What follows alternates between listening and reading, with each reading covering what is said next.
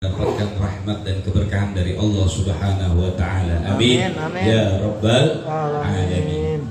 Diceritakan dalam satu kitab Risalatul Qusyairiyah Syekh Abdul Qasim Abdul Karim Al-Qusyairi tentang seorang ulama yang bernama Al-Imam Bishr Ibnul Hafi rahimahullahu taala.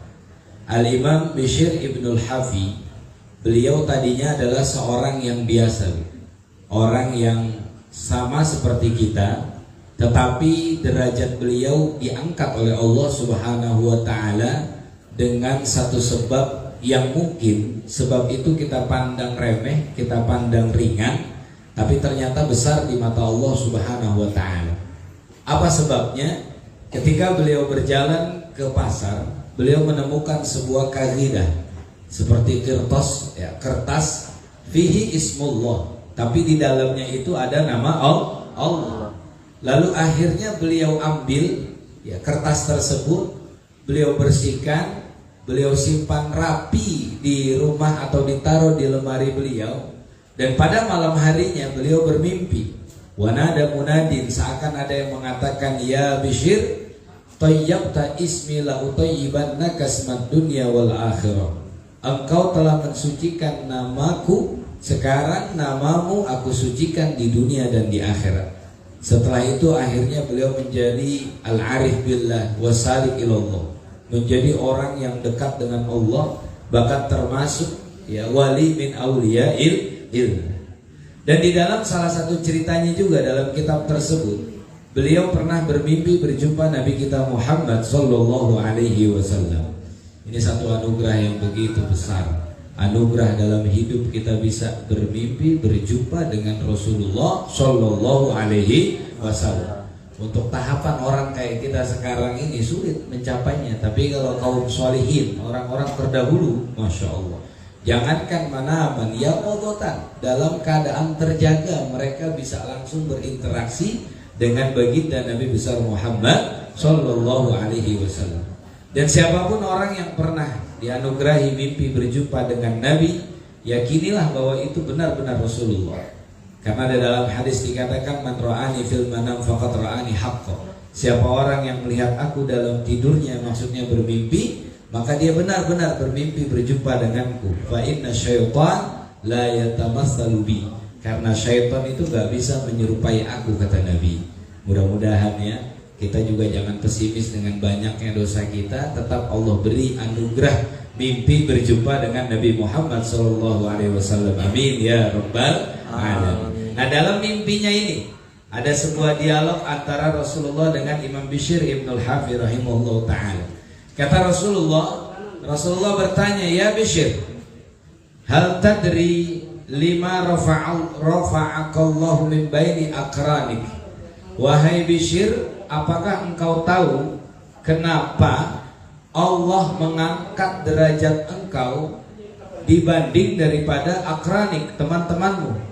Kenapa yang Allah pilih adalah engkau, bukan teman-temanmu? Padahal teman-teman sebayanya banyak, teman semasanya, sezamannya banyak. Tapi yang dipilih oleh Allah adalah Imam Bishr Ibnul Hafi.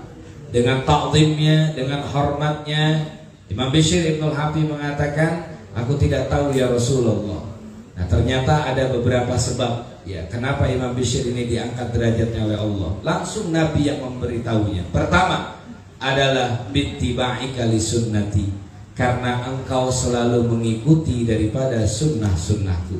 Jadi inilah jalur tercepat yang memang dikatakan di dalam hadis untuk kita sampai kepada Allah, mendapatkan cinta Allah, mendekatkan diri kepada Allah lewat nawafil, lewat perkara-perkara yang menjadi sunnah Nabi kita Muhammad sallallahu alaihi wasallam.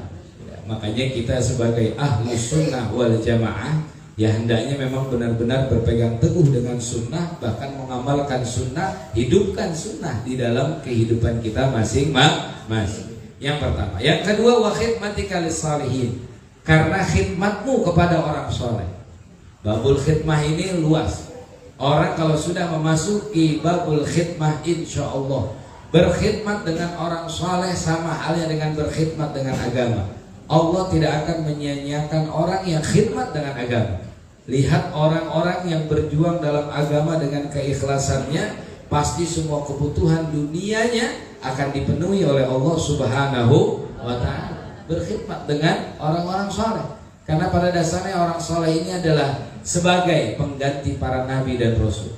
Jadi setelah Nabi Muhammad meninggal, diceritakan dalam hikayat, bumi ini mengeluh, bumi ini menangis, ya Allah, tidak ada lagi yang berjalan di atas punggungku ini orang yang akan mendakwahkan daripada agamamu, orang yang terus menjalankan daripada perintahmu. Lalu Allah Subhanahu wa ta'ala mengatakan kepada bumi, jangan kau khawatir, maka nanti akan ada setelah para nabi dan rasul orang-orang yang senantiasa al-qa'imina billah, orang yang senantiasa menegakkan daripada agama-agamanya Allah Subhanahu wa ta'ala. Siapa mereka? As-salihin, para ulama. Bahkan Nabi mengatakan, ulama ummati ka anbiya Bani Israel. Ulama-ulama di kalangan umatku ini kedudukannya seperti para nabi-nabi di kalangan Bani Israel. Wa khidmatika lis-salihin, yang kedua. Yang ketiga, wa nasihatika lil muslimin, karena engkau sering banyak nasihat kepada orang muslim. Nasihat maknanya adalah iradatul khair li ghairihi, menginginkan kebaikan kepada orang lain, yang nanti kebaikan itu akan berpantul kepada diri kita sendiri. Walaupun kita bukan ustadz, bukan ustazah, bukan pengajar, bukan guru, tapi tidak ada salahnya untuk menebarkan daripada nasihat kebaikan. Apalagi sekarang udah dengan zaman canggih Bu ya, dengan apa? Sosmed, dengan HP. Makanya isi status jangan ngeluh mulu. Aduh, puyeng nih, semangat, nggak ada yang nyemangatin, semangat sendiri akhirnya dia. Ya. Atau tadinya Allah nggak tahu kehidupan dia, Allah nggak tahu permasalahan dia, ya. Orang nggak tahu yang namanya dia lagi berantem sama istrinya, sama suaminya, dipasang status, orang jadi pada tahu. Nah, ini akhirnya menjadi efek negatif pada diri kita. Manfaatkan ya sosial media itu untuk ya kita menasehati diri kita, niatnya yang pertama, dan juga untuk orang lain. Karena ini bisa menjadi sebab daripada tingginya kedudukan kita di sisi Allah Subhanahu wa ta'ala. Mengikuti sunnah, berkhidmat dengan orang saleh. Yang ketiga, selalu menasehati kepada muslimin. Yang keempat, yang terakhir adalah wa bihubbika li ahli baiti wa ashabi, karena rasa cintamu yang besar kepada keluargaku dan juga kepada sahabat-sahabatku, kata Nabi Sallallahu Alaihi Wasallam dalam mimpinya Imam Bishr Ibnul Habib. Jadi mencintai para habaib, mencintai para zuriyah tanpa memandang mereka semua. Ya, dulu kata guru-guru kita, kalau cinta sama habaib gak usah dilihat dengan ilmunya, dengan kayanya, dengan baik, cukup satu aja, lihat dia keturunan Nabi, selesai. Jadi kita tidak membandingkan satu habib dengan habib yang lainnya. Tentu cintanya al-muhibnya juga dengan ilmu. Ya, sebab kalau yang namanya habib kan beda-beda nantinya.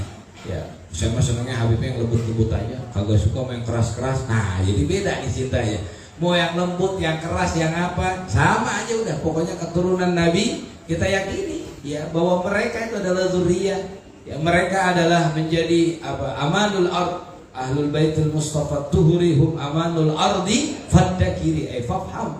Ya, pahami itu semua menjadi prinsip. Insya Allah hidup kita akan bahagia. Juga cinta kepada para sahabat-sahabat Nabi, mulai dari 4 khulafaur rasyidun. Ada beberapa tingkatan. Jadi kata ulama, sahabat Nabi itu menurut satu riwayat Imam Ibnu Battal kalau tidak salah, dihitung ketika meninggalnya Rasulullah, jumlahnya ada 124.000 para sahabat, menyerupai daripada jumlah para nabi dan rasul. Ada 124.000. Tersaring oleh mereka, yang paling mulia di antara mereka dari 124.000 adalah mereka yang mengikuti daripada perang Uhud. Kurang lebih ada 700 sahabat. Ya, ada 700 sahabat. Walaupun perang Uhud itu awalnya yang ikut daftar ada 1.200. Tapi kurang lebih 500 mengundurkan diri. Ternyata mereka munafikun. Ternyata mereka adalah orang-orang munafik. Dari 700 sahabat, yang paling mulia di antara mereka yang mengikut pada perang Badar. Ada berapa kira-kira jumlah perang Badar? 313. Dari 313 yang paling mulia di kalangan mereka para sahabat yang ikut dalam perjanjian Bai'atur Ridwan Hudaybiyah, 40 kalau tidak salah. Ya, 40 sahabat itu yang ikut berbaiat dengan Rasul Shallallahu Alaihi Wasallam. Setelah itu sallallahu wasallam